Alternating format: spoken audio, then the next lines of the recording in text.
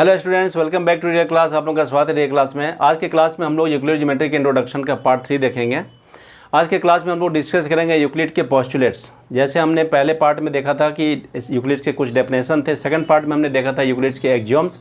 आज के क्लास में हम लोग यूक्लिड के पोस्टुलेट्स के बारे में डिस्कस करेंगे कि पोस्टुलेट्स क्या है। पोस्टुलेट्स के कुछ कुल 5 पॉइंट्स है, इसके बारे में डिस्कस करेंगे। सबसे पहले मैं बताऊं कि ये पोस्टुलेट्स क्या है। तो पोस्टुलेट्स एक यूक्लिड के द्वारा दिया गया स्टेटमेंट है। ये स्टेटमेंट यूनिवर्सल ट्रूथ माना गया है, जिसको प्रूव करने की ज़रूरत नहीं है, जिसे प्रूव नहीं किया जा सकता, और इसको स्पेशली हम लोग ज्योमेट्री के लिए यूज करते हैं। तो पोस्टुलेट स्पेशली क्या है, ज्योमेट्री के लिए दिए गए कुछ स्टेटमेंट है जो यूनिवर्सल ट्रूथ माना गया है। यहाँ पर आप देख रहे होंगे कि आपको पोस्टुलेट्स के कुल 5 पॉइंट्स दिए गए हैं।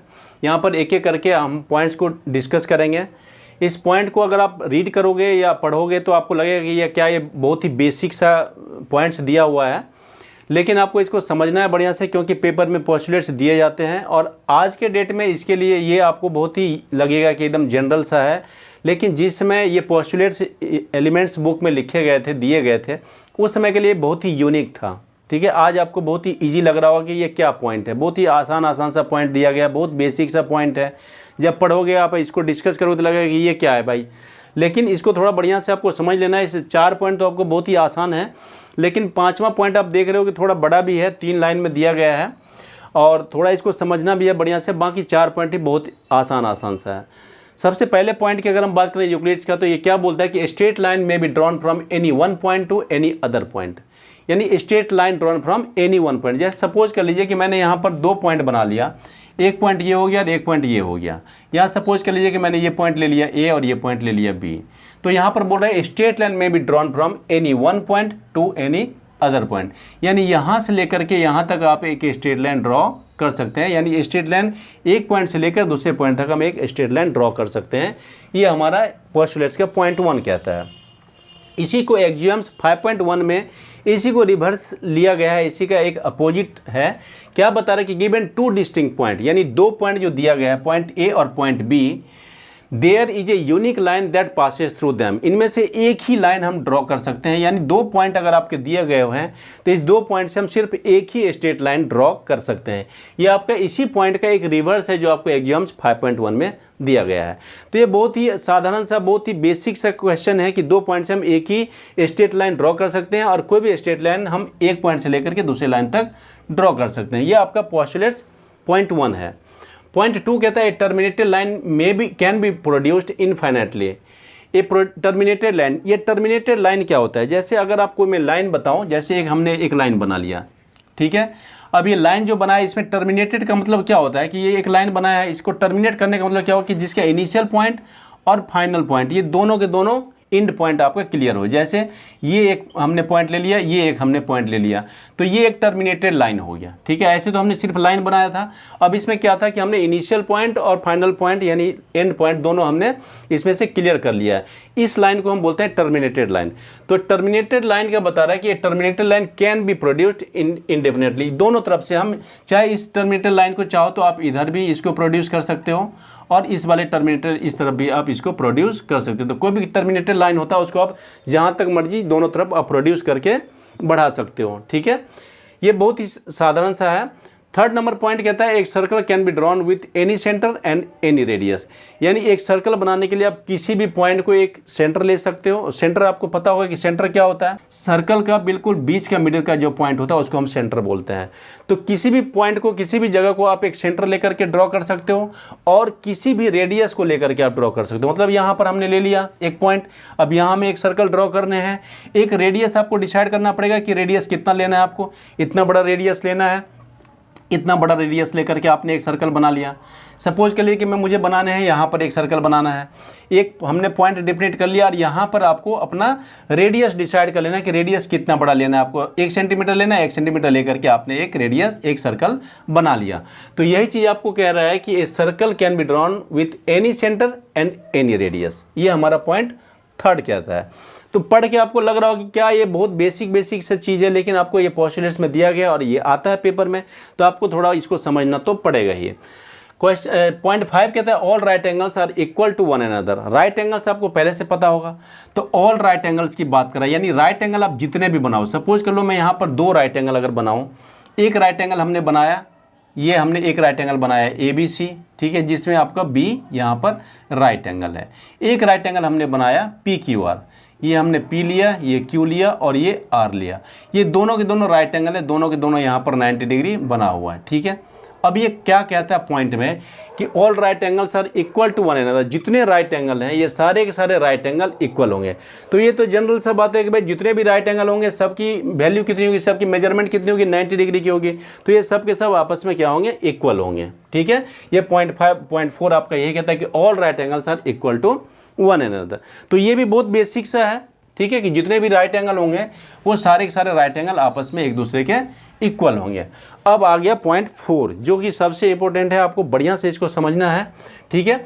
If a straight line falling on two a straight line makes the interior angle on the same side of it taken together. क्या कहता है, if a straight line falling on two a straight line, दो straight line लेना है। देखो straight line आपको लेना है, दो स्ट्रेट लाइन, तो आप दोनों स्ट्रेट लाइन पैरेलल भी ले सकते हो, नॉन पैरेलल भी ले सकते हो।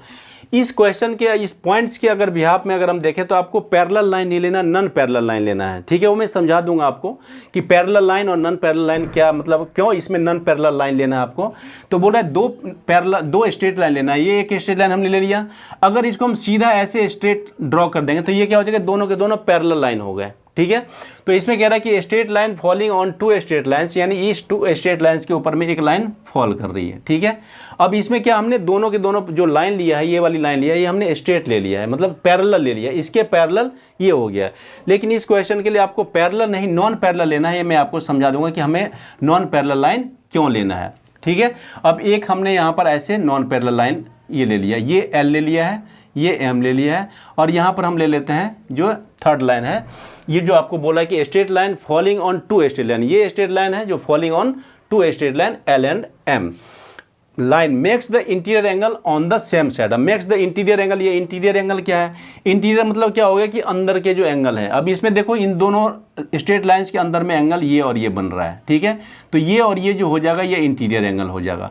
इसमें इंटीरियर एंगल्स के साथ साथ आप बोल रहा है कि makes the interior angle on the same side. Same side मतलब क्या हो गया कि एक साइड, ये दोनों के दोनों इंटीरियर एंगल है, ये आपको समझ में आ रहा हो, क्योंकि ये अंदर है तो इसलिए इंटीरियर एंगल बोलेंगे। और सेम साइड इंटीरियर एंगल मतलब ये और ये दोनों के दोनों सेम साइड इंटीरियर एंगल हो गया। अगर इसका हम नाम ले लें तो सपोज कर लेते हैं, इसको हम ले लेते हैं एंगल 1, इसको ले लेते हैं एंगल 2। ये इस साइड के हो गया, बाकी इधर का ये सपोज कर लीजिए कि मैं ये एंगल 3 ले लेता हूँ, ये एंगल ले लेता हूँ 4। तो ये दोनों एंगल क्या हो गया, वन साइडेड इंटीरियर एंगल हो गया, ठीक है। इतनी बातें तो समझ में आ गई।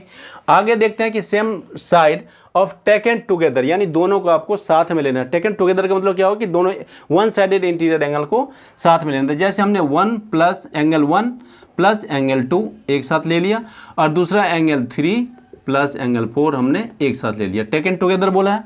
अब इसके बाद क्या बोलते हैं, taken together less than the two right angles, less than two right angles. तो राइट एंगल्स कितना होता है 190 डिग्री का, टू राइट एंगल्स कितना हो गया 180 डिग्री है। वन राइट एंगल अगर 90 डिग्री का हो जाता है तो टू राइट एंगल कितना हो जाएगा 90 प्लस 90 180 डिग्री, ठीक है। और आपको बोल रहा है less than two right angles, यानी less than two right angles means कितना, लेस देन 180 डिग्री, ठीक है। अब इसमें क्या कहता है कि less than angle right angle then the two straight lines is produced indefinitely meet on the same side on which the sum of the angle is less than two right angles. यानी अगर आप इन दोनों को add करो तो अगर आप देखो तो ये देखो राइट एंगल से थोड़ा सा बड़ा लग रहा है। राइट एंगल क्या होता है, जो बिल्कुल एकदम परपेंडिकुलर ऐसा हो, ठीक है, इसको हम बोलते हैं राइट एंगल। अब अगर आप इसमें देखो तो ये क्या होता है, ये राइट एंगल से थोड़ा ग्रेटर लग रहा है, ये वाला भी थोड़ा राइट एंगल से ग्रेटर लग रहा है। लेकिन अगर आप यहाँ पर देखो तो ये दोनों के दोनों लेस देन राइट एंगल है, ठीक है। तो अगर आप इन दोनों को ऐड करोगे तो ये दोनों ऐड होकर कितना आ जाएगा, ग्रेटर देन 180 डिग्री आ जाएगा, two right angles, greater than two right angles, और ये हो जाएगा less than two right angles, ठीक है। यानी ये क्या हो गया, एंगल 3 प्लस एंगल 4, ये क्या हो जाएगा लेस देन 180 डिग्री होगा, less than two right angles. और ये जो आपका आएगा ये क्या आ जाएगा, एंगल 1 और एंगल 2 क्या आ जाएगा, greater than two right angles, ठीक है। यहाँ तो क्लियर है एंगल, अगर आप देखोगे भी तो आपको समझ में आ जाएगा कि ये दोनों एंगल को अगर हम ऐड करें तो ये 180 से बड़ा होगा, और इन दोनों को अगर हम ऐड करें तो 180 से छोटा होगा। तो ये बोल रहा है कि जब आप ये जो लाइन हमने एल और एम बनाया है, इस लाइन को अगर आप प्रोड्यूस करोगे तो प्रोड्यूस करने के बाद देखो, अगर मैं इस लाइन को आगे प्रोड्यूस करूँ और इस वाले लाइन को भी हम आगे अगर प्रोड्यूस करें तो ये दोनों के दोनों लाइन कहाँ जाके मीट कर रही है, यहाँ पर जाकर इस वाले एग्जैक्ट पॉइंट पे जाके मीट कर रही है। लेकिन किस तरफ मीट कर रही है इसको आपको समझना है।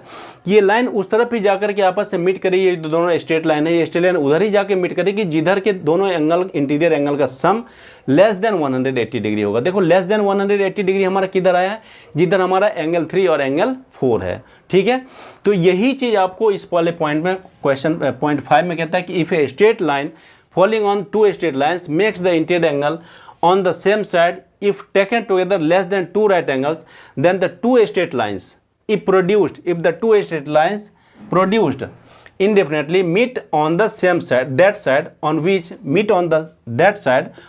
the sum of angles is less than two right angles, यानी जिधर में आपका टू राइट एंगल से लेस होगा उधर ही जाके ये दोनों स्ट्रेट लाइंस आपस में मीट करेगी। तो ये पॉइंट 5 है आपका। ये 4 पॉइंट तो छोटे छोटे थे, पॉइंट 5 थोड़ा सा बड़ा था।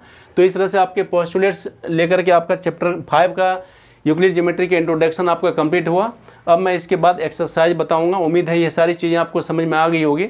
समझ में आ गया होगा तो अपने दोस्तों के साथ शेयर ज़रूर करें और चैनल पर अगर पहली बार आए हैं तो सब्सक्राइब ज़रूर करें। Okay, thank you.